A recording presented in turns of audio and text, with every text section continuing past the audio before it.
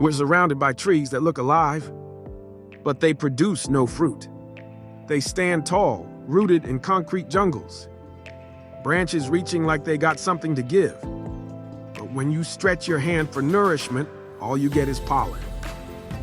All you get is dust. No figs, no sweetness, no sustenance. They were planted not to feed, but to appear alive.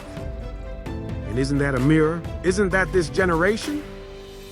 People standing tall on platforms, branches full of quotes, leaves dressed in likes and filters. But no fruit, no integrity, no substance, no nourishment for the soul. You see, back in the day, trees were chosen for what they gave. Fruit trees fed the village, roots ran deep. They bore witness to the seasons, and still they bore fruit. But now they plant male trees, by design, to avoid the mess of fruit, to keep the sidewalks clean, to keep the illusion polished. And the price? More pollen, more allergies, more suffocation in the air. More of what we don't need, less of what we do. And it hit me. That's how they want us. Clean but hollow, productive but barren, tall but fruitless. You ever met a person who looked full of life? But when you got close, all they had was opinions and ego? No peace, no love, no truth. They speak loud but say nothing. Post daily but feed no one. We are being programmed to become those trees, to prioritize appearance over essence, to reject the messiness of real growth. Because fruit is messy. It falls, it rots, it draws bees and life in cycles. But fruit feeds. So what kind of tree are you? One that blooms and brags, or one that bends under the weight of real fruit? They chose sterile over sacred, design over divine. But we don't have to. We can choose to be rooted. We can choose to bear fruit. Even if the world around us chokes on pollen and pretension, let them have their tidy orchards with empty harvests. As for me, I choose mess if it means meaning. I choose growth even if it costs me. I choose to be a tree that feeds. We're surrounded by trees that look alive, but they produce no fruit. And that right there, that's the world we live in today. Trees with height, but no harvest. People with presence, but no purpose. We see green leaves and assume growth, but there's no fruit to feed a soul. It's deception disguised as life. And we've grown used to it, comfortable even, walking among the barren like it's normal. We don't question why the branches reach, but the roots are hollow. Why there's pollen but no produce. Beauty without substance, shine without sustenance. We've been taught to celebrate appearances, to clap for trees just because they stand tall, even if they feed no one, even if the shade they offer is toxic.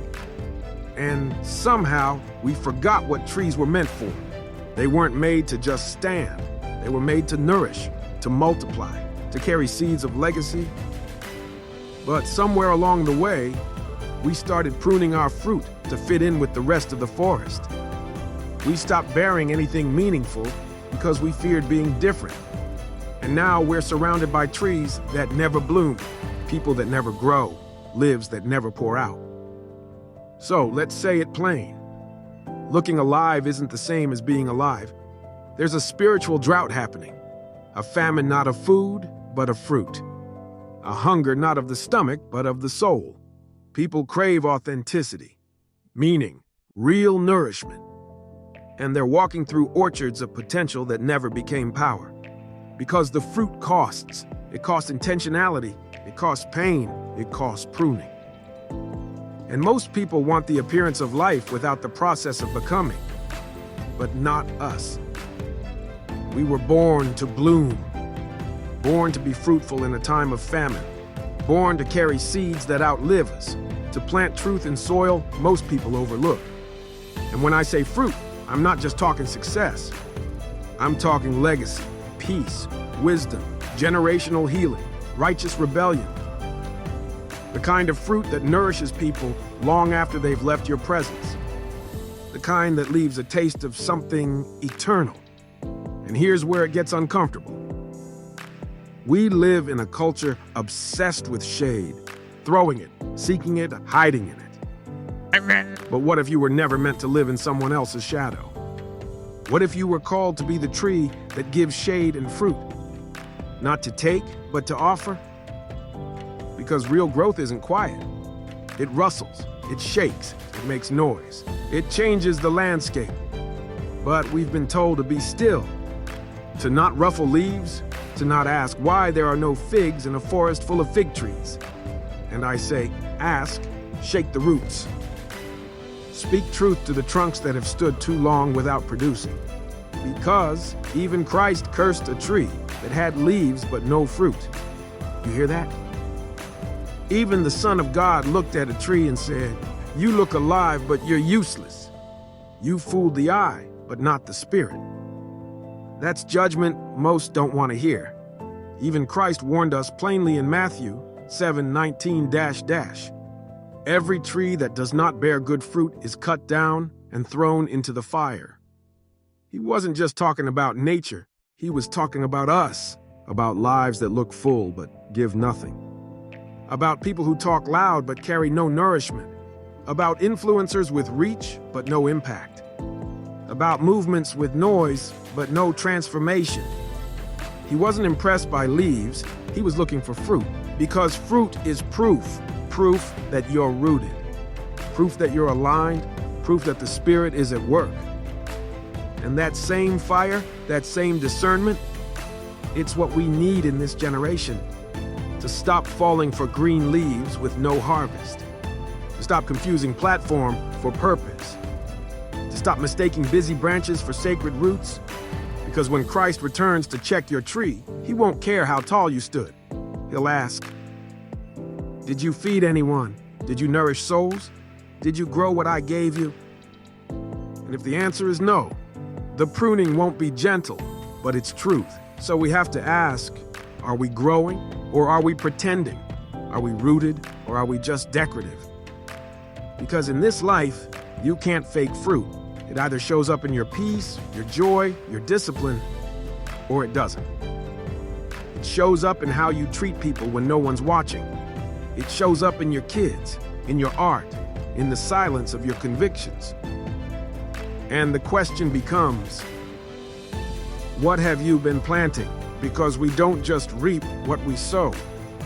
We reap what we nurture, what we water, what we feed with time and attention. And too many of us are feeding distractions and starving destiny. We check our phones more than we check our souls. We water opinions more than principles. We fertilize fear and expect to harvest freedom. That's not how this works. Fruit comes from alignment, from tending to the inner garden before showing up on the stage. You want impact? Go underground first. You want longevity? Get rooted deep. You want to feed generations? Start pruning now. Because you can't give what you don't grow. So if you're in a season where everything looks quiet, where no one sees your work, where the soil feels dry, don't panic. It might just be your rooting season. And roots always grow before fruit shows. They're unseen, uncelebrated, but necessary. So dig deep, water with prayer, feed with purpose, protect your soil. And when the season shifts, and it will, you'll bloom in a way that the world can't ignore. You'll become that rare thing in a world full of counterfeits, fruitful. And your fruit will speak for you, not your followers, not your filters, not your fame, your fruit. Because the fruit will always be louder than the image, always. And when they come to you, hungry and tired from the noise, you'll have something real to offer. Something nourishing, something eternal. That's what we're building here. Not just content, but fruit. Not just influence, but roots. Not just views, but value. So stay rooted, stay watered, stay real. Because one day, the world will come looking for fruit. And when it does, you'll be ready.